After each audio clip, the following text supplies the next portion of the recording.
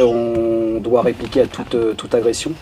Il n'y a pas que des gentils, et il y en a qui ont des armes. Et donc c'est vrai qu'il faut être capable et être en mesure de répliquer. Chartres, sa cathédrale, ses rues piétonnes et son architecture pittoresque. Située à moins de 100 km de Paris, la ville se veut un véritable havre de paix pour ses 40 000 habitants. Mais depuis quelques années, vols, agressions, trafic de drogue, la population est confrontée à une explosion de violence sans précédent. Tu te permets d'insulter? Tu me cries, je t'ai insulté, je t'ai insulté. Si, tu m'as insulté. Pour lutter contre cette nouvelle délinquance, les forces de l'ordre ont décidé de déployer les grands moyens. Des policiers investis, prêts à tout pour préserver la sécurité de leurs concitoyens. Miguel, brigade anticriminalité. Tu me cries sale poulet? On est bien d'accord? Tu fais le cri du poulet? Tu crois quoi? Tu crois que je vais fermer ma gueule? Tu crois que je vais baisser le pantalon? Moi, ce qui me plaît dans le métier, c'est l'inconnu, c'est le côté surprise, c'est le côté action, c'est le côté non routinier du métier, c'est-à-dire qu'on ne sait jamais sur quoi on va, on ne sait jamais sur quoi on peut tomber. Encartez les mains des poches. Est-ce que vous avez quelque chose de dangereux ou d'interdit sur vous? Et puis l'esprit, l'esprit de défendre les victimes, de défendre entre guillemets la veuve et l'orphelin. Vous imaginez qu'à ce temps-là, quand vous croisez une jeune fille, que vous lui demandez une cigarette et qu'en plus vous lui parlez mal, un peu qu'à avoir peur. Sébastien, brigade canine. Bouge pas! Bouge pas, bouge pas. Ah, fais attention. Bouge pas, fais attention, je te dis. Ça fait déjà 1 an que je suis maître chien et voilà, c'était histoire de pouvoir faire ce dont j'avais le plus envie de faire, quoi, pouvoir allier passion et travail. Arnaud, brigade de protection des familles. Et c'est très varié, on fait pas non plus que les mineurs, on fait aussi des violences conjugales. Commissariat, police. Voilà, vous inquiétez pas, on va vous expliquer. Il faut prendre un petit peu de recul quand même hein, sur les dossiers, mais effectivement ça peut être dur à vivre. Voici leur histoire. Il est 22 h, les rues sont désertes. Mais pour les hommes de la BAC, la brigade anticriminalité, la nuit ne fait que commencer. Ils viennent de recevoir un appel radio particulièrement inquiétant. Un homme menace les habitants de tout un quartier. Ouais, apparemment c'est un individu requérant qu'ils appellent comme quoi son voisin en train de tout casser et qui veut apparemment, il aurait soi-disant allumé le gaz, donc on a des craintes que ça saute, quoi. Faut qu'on fasse attention. Visiblement, l'individu est très violent. Police secours est déjà sur les lieux. Les hommes de la BAC essaient d'en savoir plus. Miguel, le brigadier en charge de l'affaire, interroge les témoins. Bonjour, c'est vous qui avez appelé? Oui, qu'est-ce qui se passe? Disons que c'est le voisin ici, depuis quelques jours il pète un câble. Le gars, celui-là? Oui. Et voilà les résultats, le truc de gaz il l'avait sorti, tapé hier. Il m'a pété les rétros de la voiture ce matin, il me lance des trucs sur les bagnoles. Ah ouais d'accord, ok. Il en prend crise de démence. Hein. D'accord. Et on sait pas sur quel... Enfin, pourquoi il est en démence, c'est connu pour quelque chose? Non, vous n'avez pas d'infos? Non. Il vit seul ce monsieur? Oui. C'est pas nouveau. Je sais pas, je ne le connais pas, c'est pour ça que je vous dis il n'y a pas de famille, vous avez jamais vu de la famille? Selon ce voisin, l'homme serait régulièrement en proie à des excès de violence. Pour preuve, l'état de son appartement.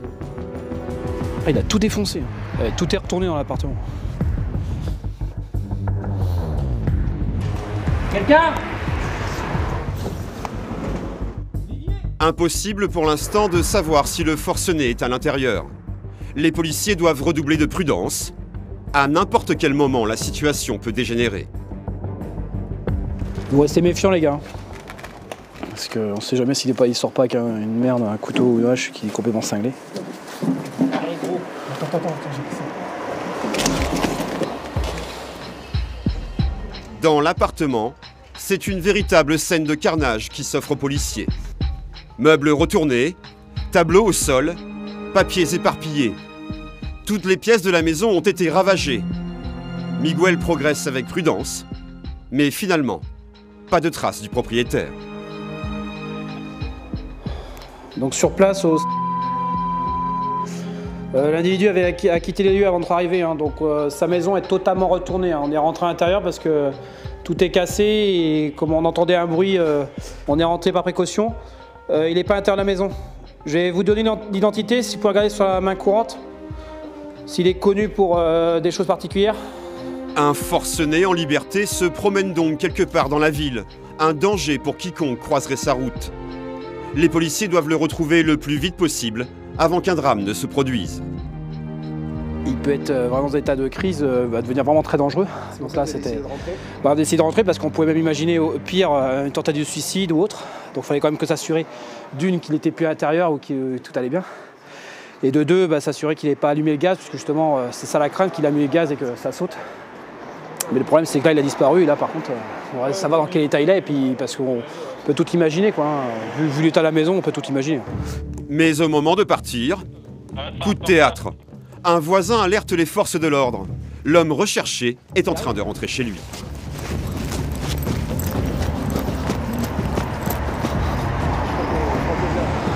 Lequel? Oui. Bonjour monsieur, c'est la police. Vous enlevez les mains des poches, s'il vous plaît, monsieur, c'est la police. Non, mais pour l'instant, vous allez vous calmer parce que vous avez vu dans quel état vous êtes là. Quoi? Ah ouais. Qu'est-ce qui vous arrive? Je suis chez moi. On va le palper parce que je sais pas. Non. J'ai rien sur vous, monsieur. Pourquoi faire? On va juste vérifier. On va vérifier là. Ah, ouais, ça. Eh ouais, ça. Ah, ouais, ça, pas chap. Ah, monsieur Bichard.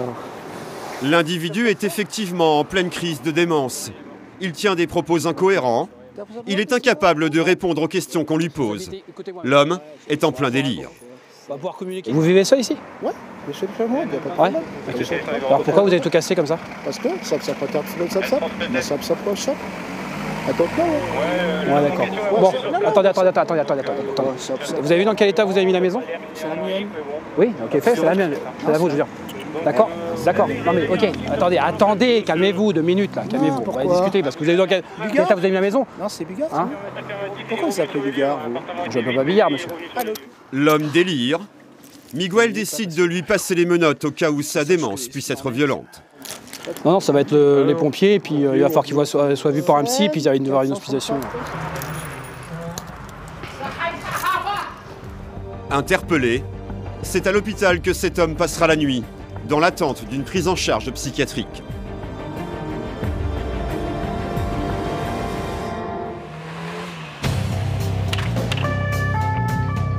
Une interpellation comme celle-ci, c'est la routine pour Miguel. À la BAC, on est tous les jours confronté au danger et à l'inconnu.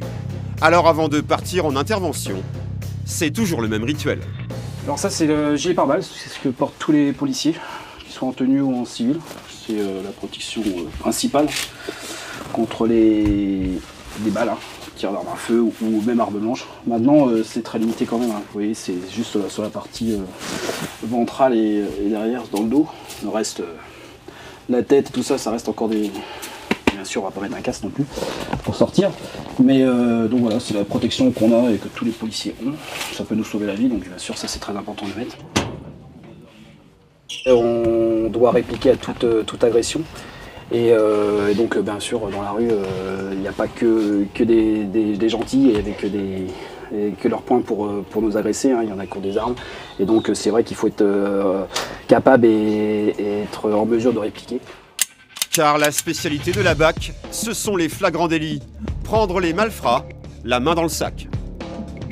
Il faut avoir, si on rentre dans une unité comme celle-là, il faut avoir l'esprit chasseur, qu'on appelle l'esprit chasseur, c'est-à-dire d'être à l'affût de tout, d'observer tout, d'être capable de discerner des comportements suspects. Et c'est ce qu'on appelle chez nous le saut dessus. Et c'est d'ailleurs pour ça que beaucoup de collègues veulent intégrer ces genres de services, parce que c'est le vrai travail du policier qu'on imagine quand on rentre dans ce métier. Ce soir, c'est à la gare qu'il doit intervenir. Un groupe de jeunes terrorise les voyageurs. Les hommes de la BAC travaillent toujours en civil pour ne pas éveiller les soupçons des délinquants. Nous les filmons en caméra cachée afin de ne pas mettre en péril leur mission. C'est ceux qui étaient en face là? C'est une trentaine, mais là ils sont tous dispersés. Ouais, c'est ceux qui sont en face. 2-3, en fait, il sera mal plus tard, mais là tout à l'heure c'était une trentaine. On va aller se montrer, on va faire les gros bras. Bonsoir messieurs. Bonsoir. Tout va bien? Comment ça? Je sais pas, apparemment, des soucis. Apparemment vous avez des grandes gueules, donc c'est pour ça que je vous demande. Comment ça on a des grandes gueules? Ça braille, ça braille. Ça braille. Vas-y, bah ouais. fais ton taf. Bah ouais, je fais mon taf justement. Bah vas-y, casse-moi. Nous tout ce qu'on veut, c'est que ce soit tranquille. Donc on a... Vous avez des grandes gueules quand vous êtes tous ensemble, là, quand on vous prend à part, il y en a un peu moins. Quand on est ici au quartier, c'est la même, il n'y a rien qui change. Ah ouais, il n'y a rien qui change. C'est un condé, c'est un keuf, ouais. Ne inquiétez pas, on sera toujours là les gars. Parler avec les fauteurs de troubles suffit en général à apaiser et calmer les tensions. Mais ce soir-là, rien ne va se passer comme prévu. Certains jeunes sont bien décidés à en découdre avec la police. Tu vois, ça se squatte tout le temps et ça fait chier les passagers. Miguel est en train de patrouiller sur les quais pour s'assurer de la sécurité des passants quand il est violemment pris à partie.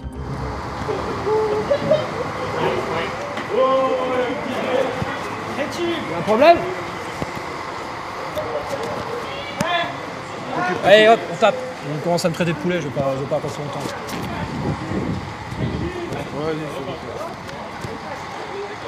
Y'a un problème? Viens par là. Non, non, il n'y a pas déjà. Tu viens avec moi, tu veux jouer au fond de joue. Tu le ramènes pas, sinon je te ramène. Tu te calmes, d'accord? Tu veux m'insulter poulet? Tu veux m'insulter poulet? Hein? Tu m'insultes poulet? Tu te calmes. Alors, tu veux jouer? C'est la police, vous inquiétez pas. C'est toi qui joues les choix. Écoute-moi, garçon. D'accord? Tu te permets d'insulter? Tu me cries poulet? Si, tu m'as insulté. T'as fait créer du poulet, garçon. Tu crois quoi? Alors tu veux jouer à ça? On va jouer à ça. Tu me présentes une identité, garçon. Lâche-toi. Non, je te lâcherai pas, tu crois que je te lâche. Ok, bah tu vas avoir la permission. Allez hop. Tu veux jouer à ça? On va jouer. Tiens, autour de toi déjà. C'est quoi ton problème? C'est quoi ton problème? C'est quoi le problème, garçon? Et alors, tu peux pas faire discret? Tu peux faire discret? Tu crois quoi? Qu'on va baisser notre pantalon? Moi, je devrais faire discret, alors vous faut que... Tourne-toi, désolé. Tourne-toi, là.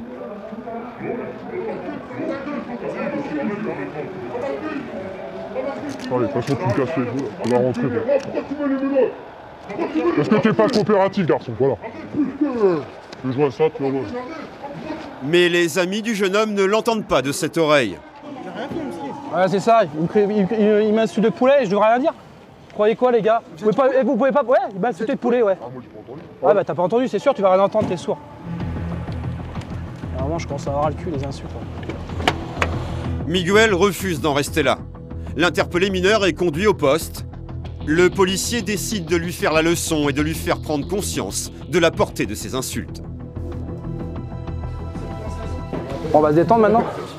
Moi, il n'y a pas de soucis, moi, j'ai pas de soucis avec vous, chez vous, je connais comme ça, quoi, j'ai fait quelque chose. T'es bien passé en nous criant poulet et tu t'es mis à imiter le cri du poulet. On est bien d'accord? Ok? C'est pas la peine de jouer le fanfaron avec tes potes, d'accord? Faut pas croire qu'à un moment ou à un autre, on va pas réagir, d'accord? Sans déconner, c'est qui la police ici? Bon, t'es bien d'accord? Donc maintenant, t'as voulu jouer, tu vas perdre ton temps ici.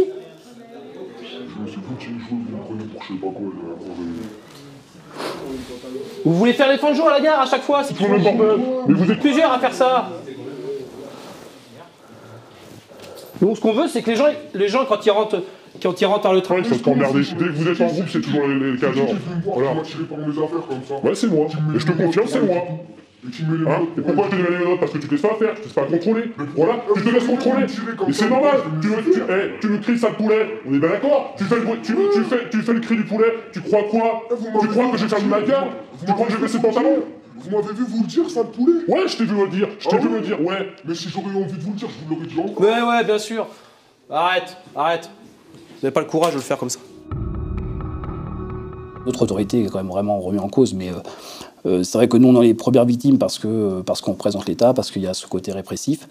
Puis il y a aussi ce côté, voilà, pour les jeunes, ce côté de défier la police, c'est aussi un jeu pour certains. Et chez les jeunes, c'est devenu quelque chose de tout à fait banal. Pour eux, insulter un policier de sale poulet, c'est pas une insulte. Pour eux, c'est normal de traiter de poulet. Et il y a des insultes pour eux qui sont pas des outrages. Souvent, d'ailleurs, quand on en discute avec eux, on s'aperçoit qu'ils n'ont pas conscience réellement d'outrage, quoi. Pour eux, ils ne comprennent même pas finalement ce que c'est qu'un outrage, quoi. Quelques heures plus tard, le jeune homme est relâché. Sa mère est venue le chercher. Il aura un simple rappel à la loi. On va aller voir sur place.